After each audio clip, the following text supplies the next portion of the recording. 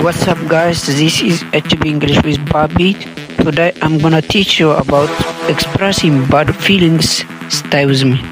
መጥፎ አመለካከታቸው ወይም መጥፎ ያለንን እይታ ለመግለጽ ሰዎችን ወይም የተለያዩ ነገሮች ሀሳቦችን ሊሆን ይችላል የምትጠቀማቸውን ፍሬዞችን እናያለን ወይም አረፍተ ነገሮችን እናያለን ማለት ነው። ለምሳሌ ምን አይነት ጣጣ ነው ማለት ብንፈልግ ምን አለ ማለት ነው? ዋት መስ እንላለን ማለት ነው። ሌላው ደግሞ ያማል ወይም አብዳል ማለት ብንፈልግ አር ዩ ክሬዚ እንላለን ማለት ነው። ምንድነው የምትቀባጥረው ወይም ምንድነው የምታወራው ደግሞ ማለት ብንፈልግ what the hell are you talking about ማለት እንችላለን ማለት ነው።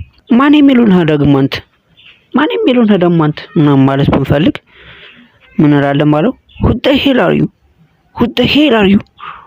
hell are you እንላለን ማለት ነው።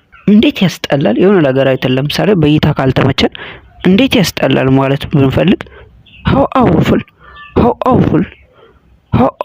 ማለት እንችላለን ማለት ነው። ሌላው ምን አይነት መጥፎ አጋጣሚ ነው ማለት ብንፈልግ what a bad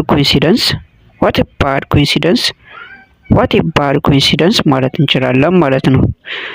If you learn from this video, don't forget to like and subscribe my YouTube channel. Stay safe.